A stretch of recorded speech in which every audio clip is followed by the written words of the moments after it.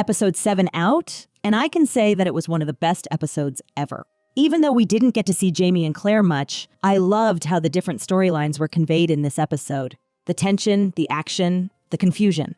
Everything was amazing. But before that, I want to talk about one thing. I don't know about you, but this time I didn't skip the opening titles, and instead I enjoyed Cinead's beautiful voice. As you may know, she passed away a couple days earlier, and Katrina Balfe even posted a picture of her saying that she hoped she's at peace with her baby boy. Rest in peace, Cinead. You will be remembered through your beautiful music. Now, let's talk about episode 7. I want to start with the McKenzies, and then we can talk about William. In this episode, we finally see the confrontation between Buck and the McKenzies. He tells his story, and we learn that while he was in Inverness, he heard a strange noise, just like a hive of bees. I believe this was the way of stones calling for him. It's settled then. It was an accidental trip into the future. Moreover, he saw Roger in a shop and he got confused. That's probably why he was desperately wandering around Lallybroch, because he didn't know what to do next and he thought Roger was already dead. I feel sorry for him. He's all alone and doesn't even know what's going on. I can see that Bree and Roger feel kind of bad for him too. They give him some food and they're more than excited to hear the full story, just like us. When Buck explains his anger to Roger, Roger finally gives him the whole story and lets him know that they're actually related. He even explains where Jemmy's name is coming from, and I can say that Buck is shocked to hear the truth. After that, Roger goes and checks the family tree, where Buck's death date is written, and for a second, I thought he was going to show him that, but instead, he put the box of letters on his desk and left it there. Now, I don't know why he did such a thing, but I know for a fact that it wasn't the most intelligent move. Shouldn't they hide this box in a safe or something? Anyways, Roger asks Buck what year he came from, and he replies 1778. Yes, it's the same year Buck actually died. So what does that mean? Will he suddenly collapse to the ground and die when the right time comes? Or will he continue being alive? As if dealing with Buck is not enough, Rob Cameron shows up to Lallybroch. Well, at least he didn't come empty-handed. He brought some wine. Roger shows him his notebook and leaves him alone in the room.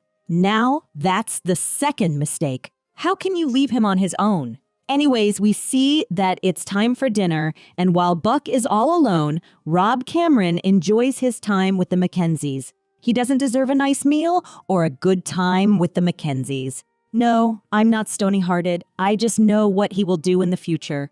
By the way, I should say that the scene where Mandy, Jemmy, and Buck were watching TV was absolutely beautiful. At some point, Mandy was combing Buck's beard. How cute was that? But, well, he needs to go back to his time at some point, and Roger decides to take him to the Stones a few days later. I feel like he won't, though, because he saw his date of death, and his heart can't take this kind of responsibility. I believe he would want to give him a second chance to live, or at least the chance to choose. And he does as expected. Roger says that Buck may have never turned back to his family, so they thought he was dead. Now, that's a theory I've never thought about. Could he be right? Or did he really die? Later that night, we learn that Jemmy stays with Bobby, Rob's nephew, and Mandy starts screaming that he's gone. We know that two of them are strongly connected because Jemmy earlier told his parents that Mandy can travel through the stones. Now that Mandy says Jemmy's gone, I believe her. Since he was the one who knew where the Jacobite gold was,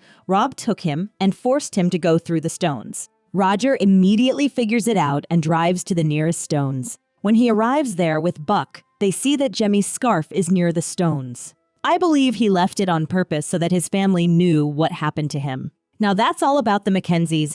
Now it's time to talk about William. Poor guy has been through a lot in this episode. We see William joining the battle for the first time. The first battle of Saratoga. And I can say that before seeing the actual battle, his ideas about it were totally different. He was in a good mood while slicing apples with his sword, having fun with his friend, and taking care of his horse.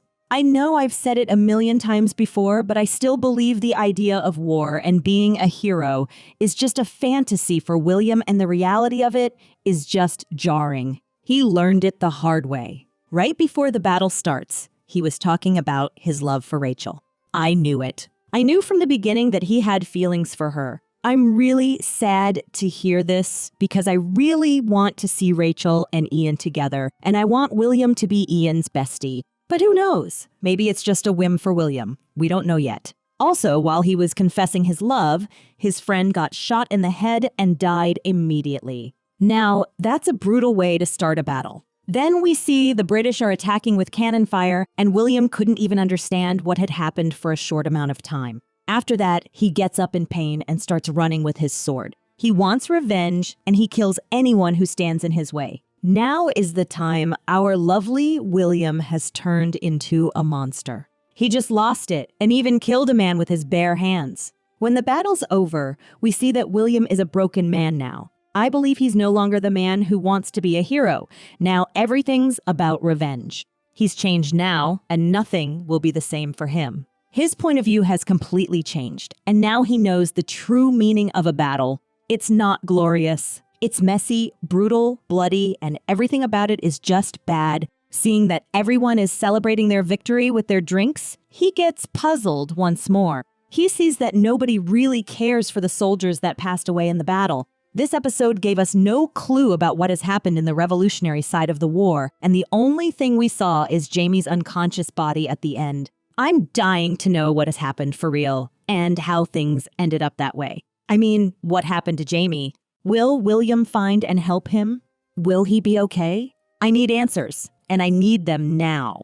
I believe we will be seeing Claire and Jamie in the upcoming episode more, and get some answers about the battle. We have no choice to sit and wait for what awaits us, and I'm okay with that. As long as they provide us an amazing episode, and I know they will, I'm willing to wait. What do you think will happen in the mid-season finale? Will Roger travel back in time to find Jemmy? Will Jamie be okay? Let me know in the comments below. If you enjoyed the video, hit the like button and share it with your friends. You can also subscribe to my channel. There are more Outlander videos to come. Thanks for watching. See you soon.